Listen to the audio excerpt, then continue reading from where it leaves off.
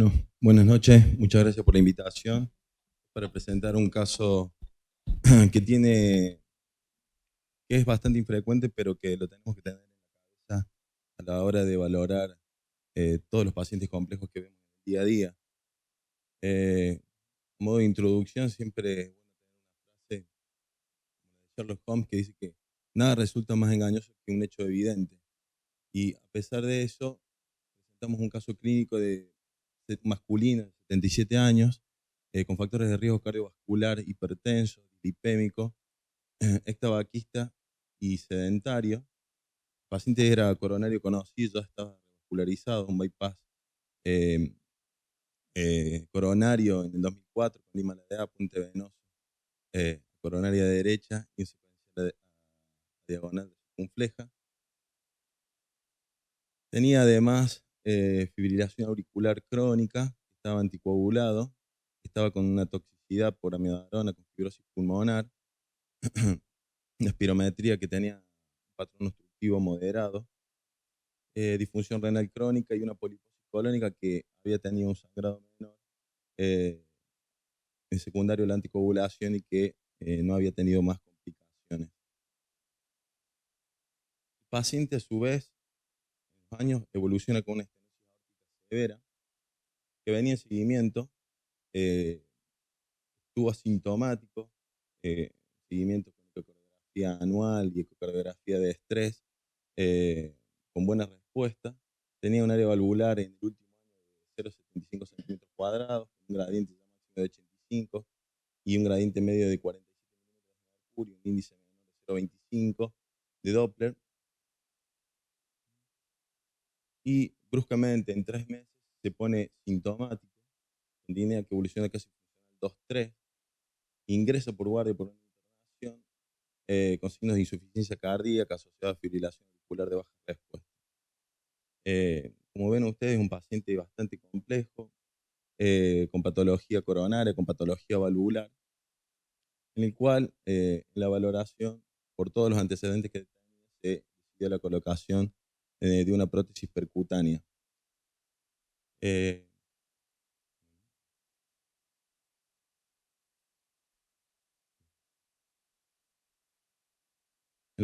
Se coloca una prótesis percutánea, aquí estamos viendo imágenes de ecografía transesofágica y una vista de X-plane con color, donde gracias a Dios la válvula no tuvo ningún tipo de complicaciones, pero estamos haciendo como hace Tarantino, que está tan de moda ahora, contando la historia de atrás a adelante, porque acá está la imagen de eco transesofágico 3D, está en live. La verdad que no tuvimos ninguna complicación durante el procedimiento, no hubo reflujo paravalvular, la paciente desde el punto de vista, valvular estuvo muy bien.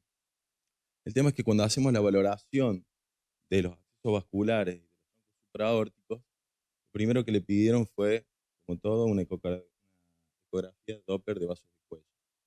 Siguiendo el protocolo que tenemos, valorando acá en esta vista, eh, el lado derecho, es decir, bifurcación de derecha, cuando queríamos valorarla, veíamos como primera instancia había una imposibilidad técnica de encontrar adecuadamente la bifurcación por más posterior que nos íbamos al esternocleidomastoideo.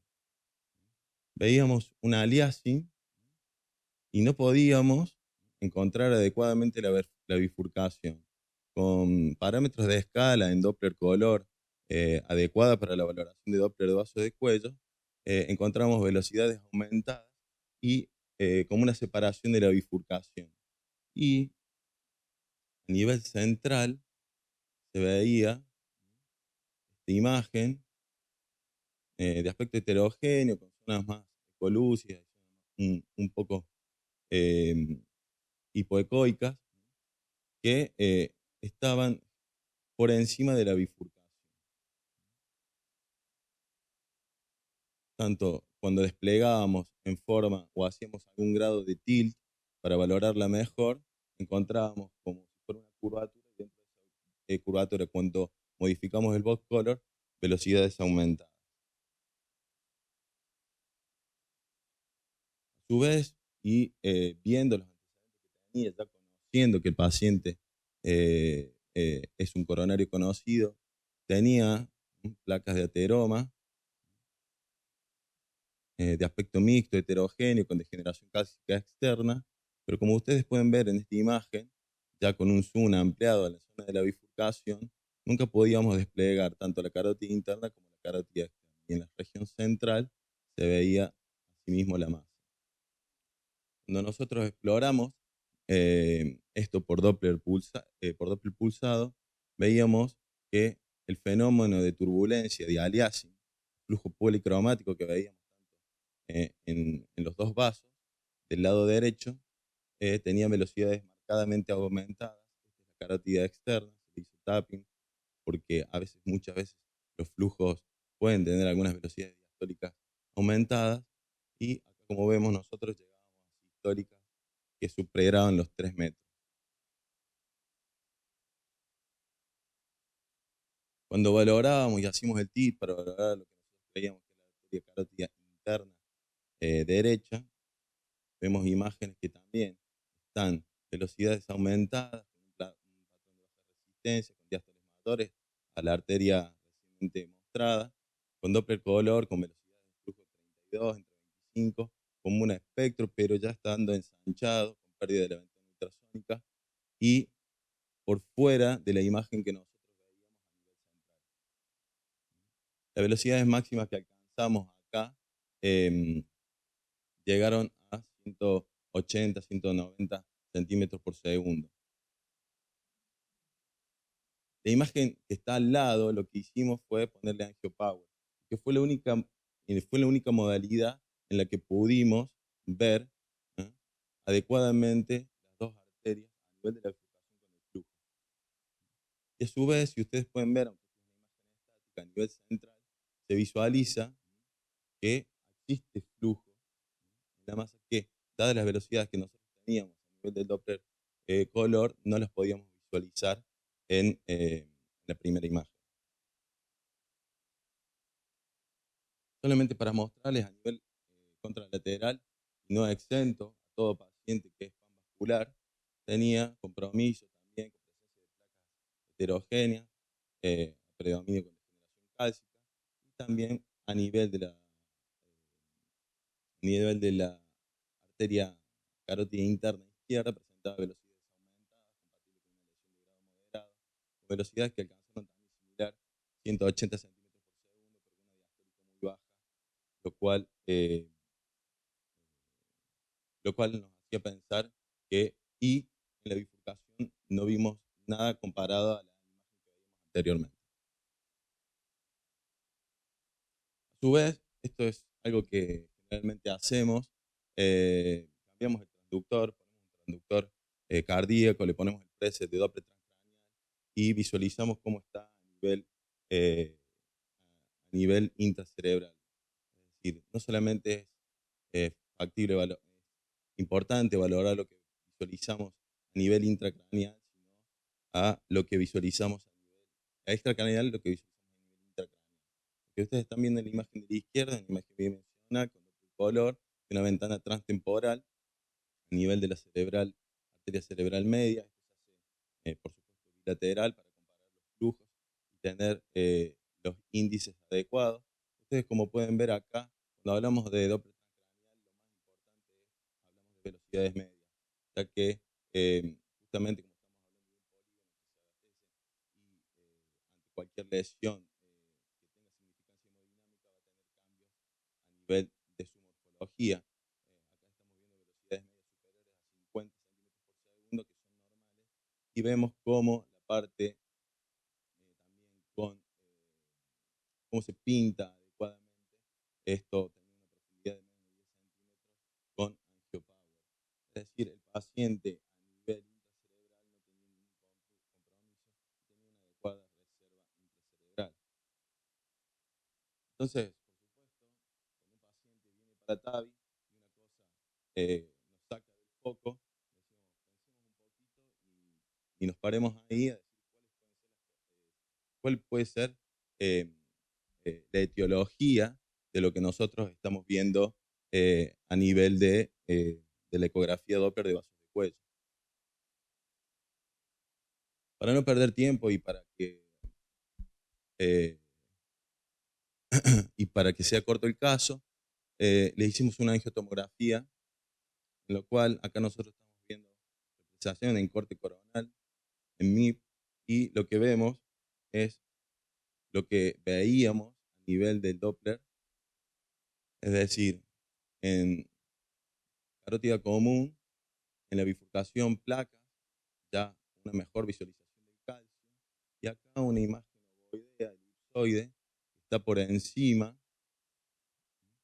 de la adventicia en la bifurcación. Este corte está expresado en coronal para visualizar mejor la carótida interna derecha. Este es un, este es un corte en cuatro imágenes donde vemos un grado de TIL para poder ver la morfología tanto en forma longitudinal como en forma coronal y la representación esquemática tridimensional. Como ustedes pueden ver, lo mismo que expresábamos a nivel de Doppler transcranial, y lo vamos a ver más adelante con más imágenes, hay una adecuada llegada de contraste a la zona del polígono. Es una imagen ampliada en zoom de lo mismo, con zonas heterogéneas que está adecuadamente adherida a la bifurcación y posterior. Como nosotros podemos ver acá en esta imagen longitudinal, medía aproximadamente entre 20 y 22 milímetros en tamaño entero posterior y transversal. Otra cosa que hay que destacar, que no lo mostré en el Doppler, pero que estaba preservado también, es todo lo que es lo posterior, es decir, que lo vertebral tenía un adecuado flujo y no presentaba ningún signo de obstrucción o de compromiso hemodinámico. Acá en la región contralateral también vemos, ya en arteria carótida común y en la bifurcación, y así como en su trayecto anterior, vemos la placa también de aspecto mixto, pero con predominio cálcico, que se ve mejor con la tomografía y que no presenta una obstrucción de grado significativo. Por último, para presentar estas imágenes, vemos cómo pasa adecuadamente el contraste y vemos esta división que tenía a nivel de la bifurcación con esta imagen, con esta masa heterogénea, tanto en su corte axial como en el corte longitudinal oblicuo. No sé si ahora tienen ya las imágenes, eh, dar algún grado de apreciación etiológica o de lo que están pensando, cuáles podrían ser las causas de estas imágenes. Muy callado está.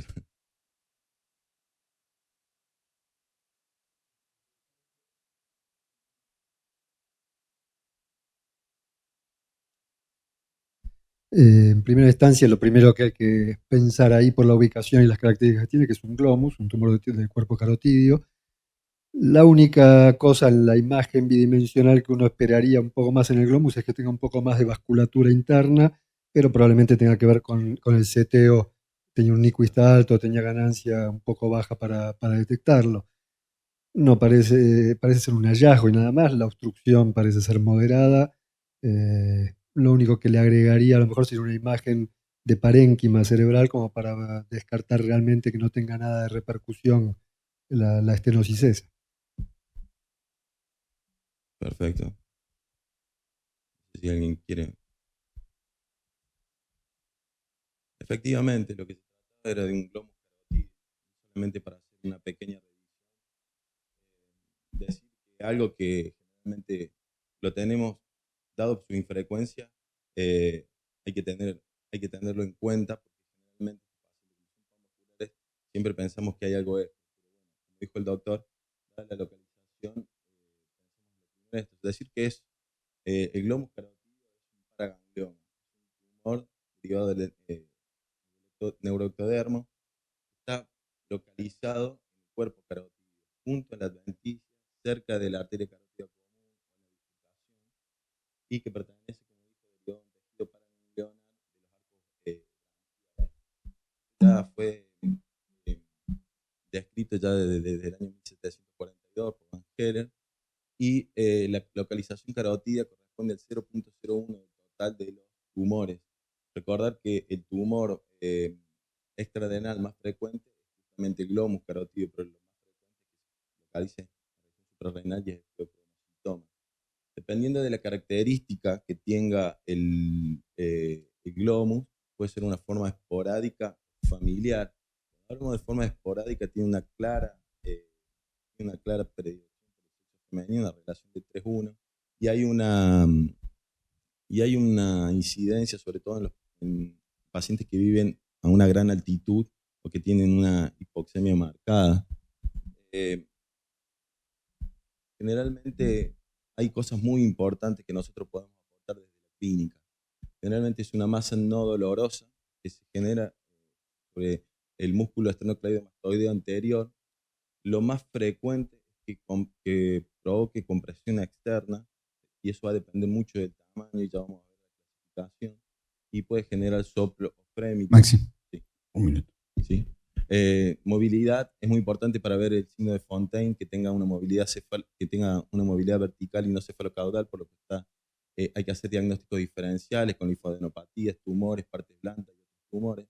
Esta es la clasificación que está desde el año 1971 por Shamblin, que es un tumor localizado cuando es adherente. Nosotros estábamos en el tipo 2, cuando es tipo 3 generalmente rodea completamente el vaso y el diagnóstico generalmente es la multimodalidad, pero la ecografía juega un factor preponderante. Tumor observado, tumor resecado, la macroscopía es esta, generalmente ovoide, con una débil capa fibrosa, y lo que quiero rescatar que a nivel desde la histología se presentan estas células que se forman en nidos y que son muy características.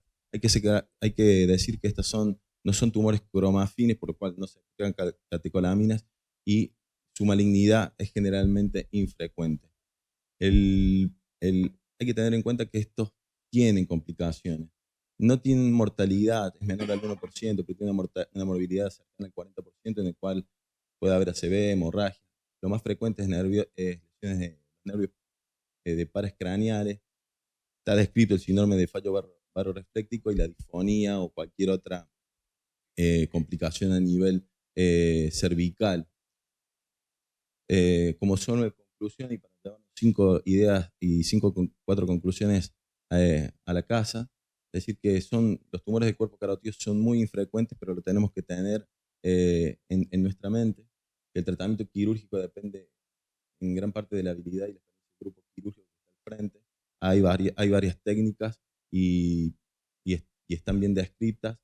La importancia diagnóstica y terapéutica es importante para el diagnóstico precoz y para decidir el tratamiento quirúrgico destinado a prevenir las complicaciones y sobre todo las lesiones neurológicas, que en nuestro caso la paciente tuvo una parálisis facial que recuperó a los 3 meses. La resección quirúrgica es el tratamiento definitivo para estas lesiones, pero se deben tener en cuenta todas las complicaciones que citamos anteriormente. En honor al tiempo, gracias por su atención. Visiten Córdoba, que está cada vez más linda. Y como es un paciente que es una cardiopatía congénita compleja, no corregida, voy a empezar completamente al revés. Como todos sabemos, este paciente es una transposición corregida de los grandes vasos. La transposición es una patología que es bastante infrecuente, corresponde a menos del 1% de las cardiopatías congénitas.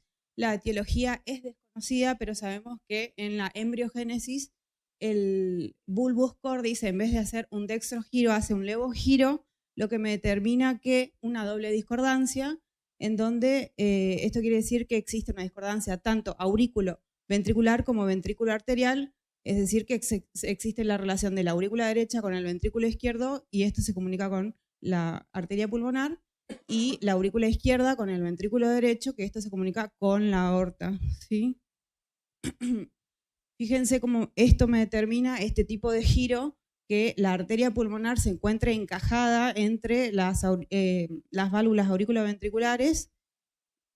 Ay, para acá. Perdón, ¿eh? Sí, lo que pasa es que no logro engancharle, pero bueno. Esta forma en la que se encuentra la arteria pulmonar me determina que el septo membranoso tenga un área mucho mayor, y en el septo membranoso se encuentra el haz de His, entonces el haz de His se prolonga mucho más, esto determina el aumento de la probabilidad del bloqueo auriculoventricular. Igualmente sabemos que esta patología cursa con una alteración en la, ¿cómo se llama?, en la electricidad, digamos. El 3 al 5% de hecho de los pacientes que tienen transposición corregida de los grandes vasos presentan un bloqueo congénito y tiene una incidencia anual de hecho del 2% o 2,5% por año. Fíjense cómo la aorta en este caso se encuentra anterior, izquierda y ligeramente superior, lo que me determina que la aorta descendente sea recta, y es lo único que puedo determinar en una radiografía de tórax en un paciente que no tiene ninguna otra lesión asociada. De hecho, el 16% de los pacientes con transposición corregida no tiene ninguna lesión asociada, o sea que el paciente va a estar asintomático, y se sabe que estos pacientes, la mayoría de los pacientes que no tienen lesiones asociadas, tienen signos clínicos luego de la 4ª década de la vida por fallo de bomba. Si es que esta cardiopatía se puede asociar a cualquier otra cardiopatía congénita, lo más frecuente es que se asocie a la CIB. La CIB frecuentemente es perimembranosa, pero puede ser de cualquier tipo, inclusive ser múltiples. El 40 al 70% de los pacientes tienen estenosis pulmonar, lo más frecuente es que sea subpulmonar, pero también puede ser de la válvula pulmonar, y de hecho el 8% tiene atresia pulmonar. Casi todos los pacientes con transposición corregida tienen algún tipo de patología o anomalía tricuspidia, tipo efsenoide es lo más frecuente. El 30% tiene insuficiencia tricuspidia significativa. El diagnóstico, desde el punto de vista clínico, si él tiene alguna otra lesión asociada, va a tener la clínica de la lesión asociada. Si es que no tiene ninguna lesión el paciente y solamente es una traspo corregida, lo único que clínicamente podemos tener es un segundo ruido izquierdo mucho más fuerte. En la radiografía de tórax vas a ver la aorta ascendente izquierda, que eso es raro, y en el electrocardiograma el 80 al 95% de los pacientes tienen situs solitus y ritmo sinusal, y lo único que vas a ver en el electrocardiograma es la inversión ventricular, así que eso, la clínica, la radiografía y el electro te puede hacer sospechar, y el diagnóstico de certeza es el ecocardiograma, tanto de la cardiopatía, o sea, la transposición corregida, como de todas las lesiones asociadas. Eso quiere decir que vos no necesitas hacer ningún otro tipo de estudio para poder determinar el diagnóstico. Solamente hacemos, y si es que tu centro tiene la posibilidad de hacer, ahí está, se puede pedir una resonancia o una tomografía si es que el paciente tiene muy mala ventana, o tiene cirugías previas, o querés ver algo específico de algún tipo de lesión o del ventrículo, o ver la función ventricular, y el cateterismo se deja para los pacientes que tienen atresia pulmonar con colaterales o hipertensión pulmonar, por ejemplo, en el paciente que se diagnosticó muy tarde, o antecedente de una anastomosis sistémico pulmonar, o se hizo retraining del ventrículo izquierdo, o para valorar las coronarias previo al doble switch. El tratamiento fue variando en el tiempo, pero lo que se tiende hoy en día es hacer un tratamiento más bien conservador, es decir, que si el paciente no tiene ningún tipo de lesión asociada, o las lesiones asociadas son muy leves, tipo una CB muy pequeña o una estenosis pulmonar, la realidad es que se trata de solamente hacer seguimiento, controles tanto clínico como eléctrico y ecocardiográfico cada 6 meses. Si el paciente es un recién nacido o un lactante menor que sufre de hipoflujo pulmonar, se realiza una anastomosis sistémico pulmonar en esta edad. Y si tiene hiperflujo porque tiene una CIB y no tiene estenosis pulmonar, o se quiere hacer un retraining, se hace un cerclaje de la arteria pulmonar. Si es que llega a tener otro tipo de lesión asociada, como una coartación, un ductus, lo que sea, también se cierra en este periodo, o sea, de pequeño, de recién nacido o de lactante menor. En cuanto a la reparación, que puede ser fisiológico o anatómico, esto depende muchísimo del centro y de las habilidades quirúrgicas que tenga tu centro quirúrgico. En este caso, la reparación quirúrgica puede ir a cierre de CIB, la reparación fisiológica, perdón, es el cierre de CIB y la liberación del tracto de salida de la pulmonar, es decir, la resección subpulmonar o un tubo de ventrículo izquierdo de arteria pulmonar. Y la reparación anatómica es ir a un doble switch, que sería un switch auricular, que es el Mustard Ocening, y un switch ventrículo arterial, que si tenés estenosis pulmonar te colocan un tubo de Rastelli o un Jaten en el caso que tengas la pulmonar libre. Este tipo de reparación se prefiere porque sabemos que la reparación fisiológica, todas tienden, como aumenta el flujo pulmonar, aumenta la insuficiencia tricuspidia y todos terminan en fallo de bomba sistémica. Así que se prefiere la reparación anatómica si es que tu centro tiene habilidades como para hacerlo. Ahora que sabemos lo que es una traspo corregida y cómo se sigue y cómo se repara, les cuento a mi paciente.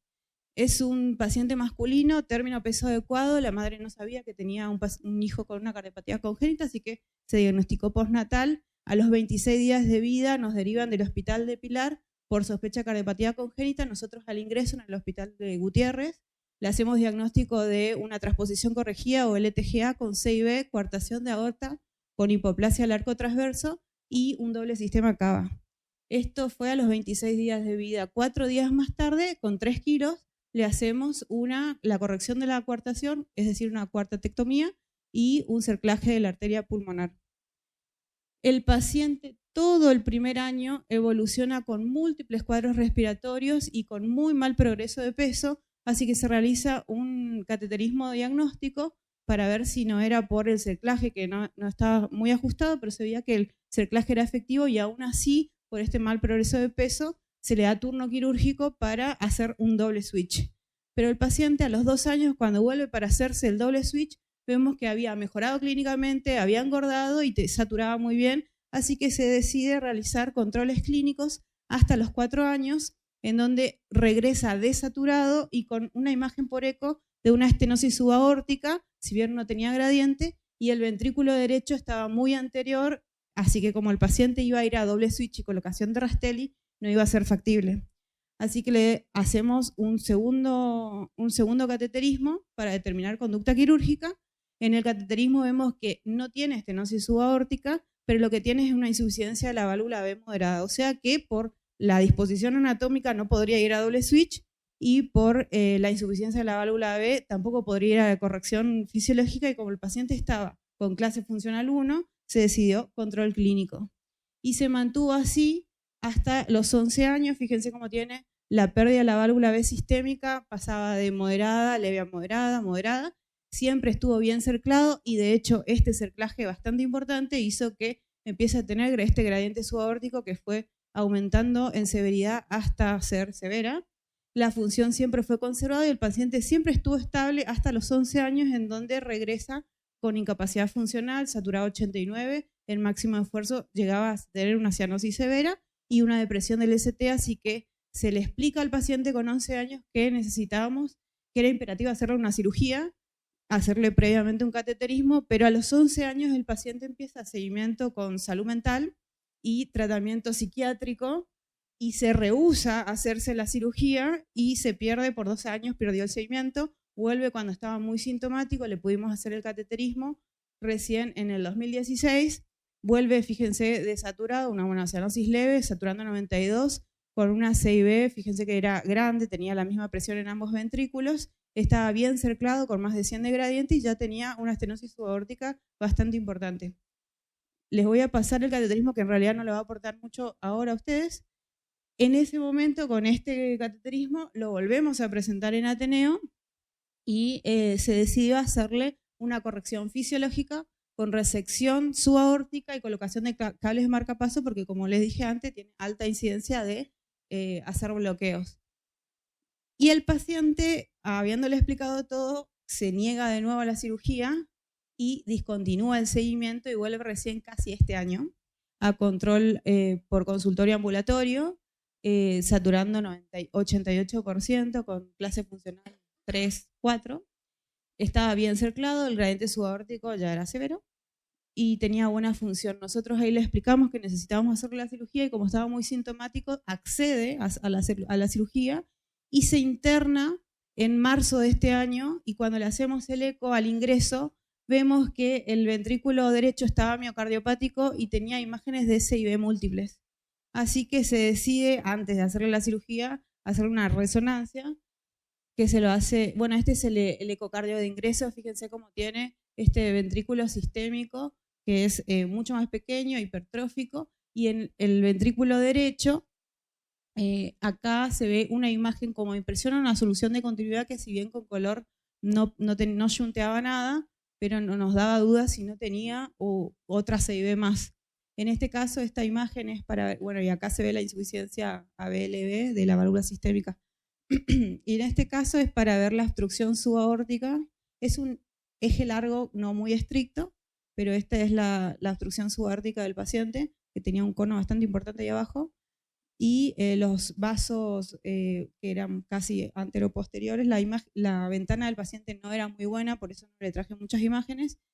Y esta es la resonancia que se hizo en abril de este año, que fíjense, bueno, lentamente, este es el ventrículo que en realidad es anatómicamente izquierdo, pero está del lado derecho, que está comunicado con el vaso más próximo comunicado, es la arteria pulmonar. Este es el cerclaje de la arteria pulmonar. Las ramas acá, fíjense cómo se ven que son buenas. Bueno, de este lado se ven la imagen de las ramas muy buenas. Y de este lado, con este ventrículo que es más superior, con características de ventrículo derecho, se ve, bueno, tarda un poquitito, la salida de la aorta. Si ven, el paciente, en realidad, la arteria pulmonar no está saliendo netamente del ventrículo izquierdo, anatómicamente izquierdo, sino más bien está por este doble cono, está más pronunciado para hacia el lado derecho, y con esta resonancia podemos determinar que en realidad el paciente por este doble cono es una doble salida. No me modifica mucho la conducta porque igualmente iría a exactamente lo mismo, ¿no? En este eje, esto es lo que a nosotros nos daba duda. Tenía una zona apical muy trabeculada y esta era la zona donde nos parecía que podía tener una CIB, pero al final no la tiene. Y en este caso es un corte para ver el tracto de salida de la aorta, cuesta mucho ver, pero esto que está acá, acá se ve una obstrucción subaórtica. Bueno, la resonancia, en este caso de este año, nos determina que el paciente es una doble salida con una transposición corregida, un ventrículo izquierdo que es pequeño, pero aún así es pasible de ser biventricular, un ventrículo derecho desde donde salen los dos vasos con una insuficiencia tricuspida que no era significativa y estaba muy trabeculado. La válvula aórtica, bueno, la aorta tiene una obstrucción subaórtica por un cono hipertrófico. La pulmonar estaba bien cerclada y tenía una CIB bastante grande que era subpulmonar, tenía 2 mini CIB que no van a generar problema para la cirugía, y la aorta no tenía ningún tipo de lesión. Acuérdense que el paciente tenía una cuartotectomía. En fin, tenemos un paciente de 16 años que pesa 55 kilos, satura 88, es una doble salida con el TGA, CIB y coartación operada, tiene doble obstrucción, tiene insuficiencia de la válvula B sistémica leve y un ventrículo derecho que es muy hipertrabeculado. Así que las opciones quirúrgicas son dos. O el paciente va a corrección fisiológica o el paciente va a doble switch. Y esa es la pregunta que le hago a ustedes hoy. No pretendas que te contestemos. Algo.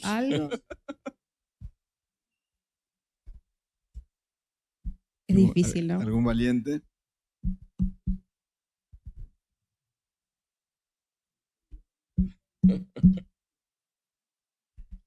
La gran contra de hacer doble switch es que en mi hospital hace muchísimos años no se hace. Todo el equipo quirúrgico que hacía doble switch no está más. Y todo el equipo quirúrgico es nuevo. Y en este último periodo de los últimos 8 años no hicimos ninguno. El doble switch, obviamente que tienen la mejor sobrevida, no en Argentina. Se mueren bastante en nuestro país. No tenemos mucho, de hecho, acá. Y como les había contado, el ventrículo derecho está muy anterior, así que ponerle un tubo ahí para Rastelli va a ser muy difícil.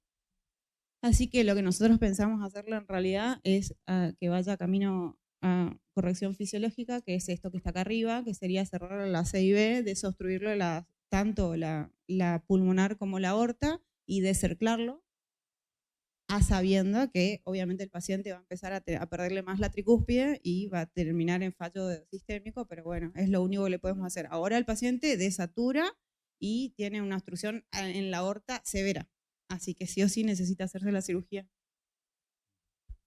y colocación de cables marcapasos. Siempre, sí.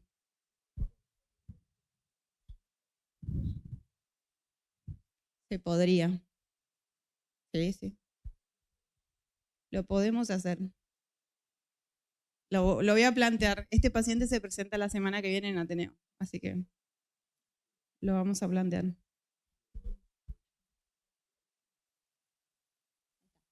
Es una mujer de 60 años con factor de riesgo hipertensa. El único antecedente de relevancia inmediato es que en el 2018, en mayo del 2018, se realizó una exéresis tumoral de un CA de lengua con vaciamiento ganglionar homolateral. Consulta en realidad a la guardia de nuestro hospital por presentar una caída de propia altura con TEC en contexto de una paciente con síndrome de impregnación, pero sin relatar pérdida de conocimiento. Lo que se realiza en el electrocardiograma, lo que se evidencia, en el electrocardiograma de ingreso a la guardia externa es que si bien se encontraba en ritmo sinusal, que tenía regular progresión de RS precordiales, lo que llamaba particularmente la atención era el supradesnivel del segmento ST en las derivaciones de cara inferior con infradesnivel especular. Al examen físico, la verdad es que se encontraba normotensa, no tenía signos de insuficiencia cardíaca, ni tampoco relataba ANGOR, ni en ese momento, ni siquiera equivalentes anginosos los días previos. En el laboratorio no encontrábamos nada llamativo, salvo una leve hipocalemia, y una curva de troponina que se realiza que no es positiva, 50 y 52, para un punto de corte con un realmente valor predictivo negativo menor de 5, la que utilizamos comercialmente en nuestro centro, pero 50-52 no representaba una curva positiva. Así que en este contexto, una paciente asintomática que acude a la guardia por caída de propia altura y esta evidencia en el electrocardiograma, el segundo método que realizamos es un eco. Lo que podemos ver en el ecocardiograma a la primera vista es una vista paraesternal en eje largo. Vemos que los diámetros se encuentran conservados, la fracción de acortamiento en esa vista impresiona conservada, la pared inferolateral y el septum no representan un trastorno de la motilidad y las válvulas aórtica y mitral tampoco llamaban nada la atención. Sí, lo que por ahí, el marcador era el de arriba, ¿no? Lo que llama la atención es el seno coronario un poquito dilatado y una estructura que parece estar en relación, es paracardíaca, pero intrapericárdica, hipoecoica, compatible con derrame pericárdico. No se ve mucho derrame en la cara anterior. Si a esto lo cortamos en un eje corto, lo que vemos es que la función también impresiona conservada, la cara inferior, que es la que nos llamaba la atención, o la que queríamos interrogar por el electrocardiograma, tampoco se evidencia un gran trastorno de la regionalidad. Nuevamente vemos la imagen en relación a la cara inferior e inferolateral, que es esta, que sería esta acá. Cuando seguimos explorando vemos que en la vista de 4 cámaras la función es conservada. Ahora ya vamos a ir al lado derecho, pero vemos que a nivel de cavidades izquierdas no se encuentra nada patológico, tampoco vemos regionalidad en esta vista, y que las cavidades derechas tienen un tamaño conservado con buena función ventricular derecha y con una estructura redondeada, móvil, de aspecto heterogéneo, con áreas más hipoecoicas que impresionaría encontrarse adherida al tabique interauricular en su cara derecha. En una vista que es un paraesternal tracto de entrada, lo que vemos es que esta estructura nace del seno coronario y que lo dilata en la porción proximal, y nuevamente la función del ventrículo de cavidades derechas se encuentran conservadas. Acá esta es la masa que les describo, es móvil, redondeada, heterogénea, e impresiona tener su base o su nacimiento en relación al seno coronario. Debido a que esta paciente presentaba un electrocardiograma que sugería algún grado de patología en la coronaria derecha y que tenemos una masa que eventualmente, independientemente si sea trombo o cualquier tipo de etiología de esa masa, pudiera embolizar, lo que hicimos fue administrarle burbujas con solución salina agitada para ver si esto tenía un FOB permeable que permitiese el pasaje de esta estructura hacia cavidades derechas y eventualmente coronaria. La verdad es que no le encontramos pasaje. Acá se puede apreciar un poco mejor la relación en una vista subcostal de esa masa con el tabique interauricular. Así que frente a este escenario nos planteamos algunos interrogantes. Primero, ¿cuál es el mecanismo del supradesnivel del ST? Que si bien es asintomático, es lo que motivó el estudio de la paciente. cuáles son los posibles diagnósticos de la masa que encontramos en el ecocardiograma y qué métodos de diagnóstico por imágenes abordaríamos en esta paciente. La verdad es que en nuestro centro, para caracterización tisular, supongo que será el pensamiento conjunto. Para caracterización tisular el mejor método es la resonancia cardíaca. La verdad es que la imposibilidad que tuvimos en este caso es que la paciente no podía sostener una buena apnea. Se hizo la resonancia, pero no fueron diagnósticas desde el punto de vista que la calidad era mala de la imagen. Así que lo que hicimos fue realizar una tomografía. En una primera tomografía de tórax que vemos sin contraste, lo que vemos es nuevamente una masa hipointensa en relación al tabique interauricular, dilatación del seno coronario y una estructura también hipotensa, más o menos 30 unidades de Hanfield, que es, si bien es extracardíaca, es intrapericárdica, y algo de derrame pericárdico circunferencial. Cuando hacemos el contraste aprovechamos la oportunidad y vimos que la coronaria derecha presentaba un nacimiento que era normal, nacía del seno correspondiente, presentaba buen desarrollo y buen calibre, incluso daba origen a la descendente posterior y a una posteroventricular también de buen calibre. Tampoco había lesiones ateromatosas ni en tronco, ni en circunfleja, ni en descendente anterior. Cuando esto lo reconstruimos multiplanarmente y vemos desplegada en toda su longitud a la coronaria derecha desde su nacimiento hasta la finalización de la descendente posterior, tampoco vemos que haya alguna obstrucción endoluminal. Y volviendo a la imagen que nos había llamado la atención en el eco, vemos que en una exploración ya de la tomografía contrastada desde craneal hacia caudal, vemos que tiene algo de derrame pericárdico.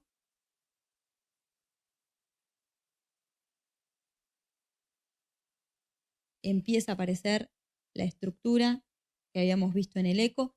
¿Podrías, disculpa, porque no lo sé, no lo puedo pausar, ¿podrías pausarlo en el último? Bueno. En el último segundo. No me escucha. Bueno, si prestan atención, lo que van a ver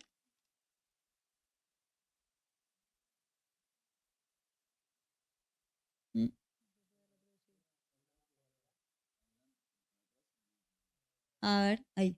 Bueno, presten atención porque pasa rápido, no lo podemos precisar en el último segundo. Vemos que esta es una técnica, una tomografía que se realiza con 2 infusiones de contraste. Primero para tener las cavidades izquierdas contrastadas, pero en vez después de pasar solución fisiológica, nuevamente se vuelve a pasar contraste, así tenemos contrastadas ambas cavidades, y lo que vamos a ver es una falta de relleno en la localización donde teníamos la imagen de detener. Si no, no importa porque ya como vieron, tenemos otro tipo de exploración. En el último segundo, Mari.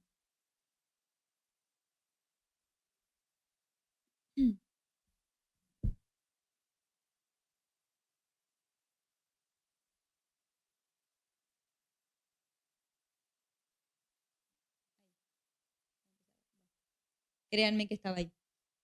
En la siguiente imagen lo que hicimos fue ver cuál era la actividad metabólica de todas esas estructuras que habíamos encontrado. Esto son cortes axiales, donde vemos que la actividad que veíamos en el eco en relación a la cara inferolateral y a la tomografía no tiene actividad metabólica, pero sí el surco auriculoventricular está comprometido por algo que tenía aproximadamente 8 SV, esto es bastante alto.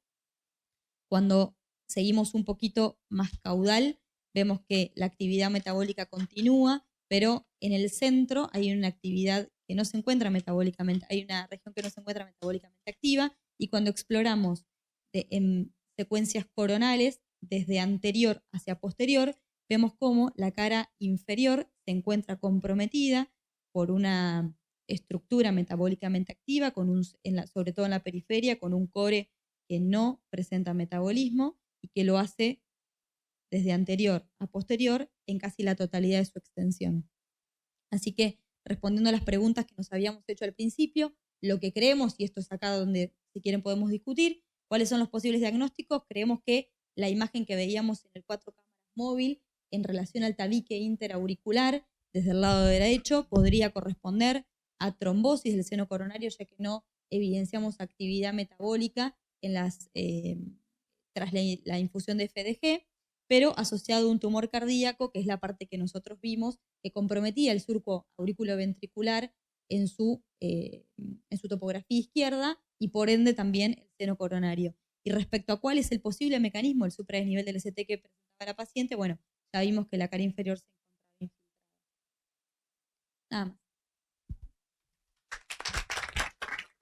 Pregunta, ¿qué evolución? No. No tenemos anatomía patológica por bobito.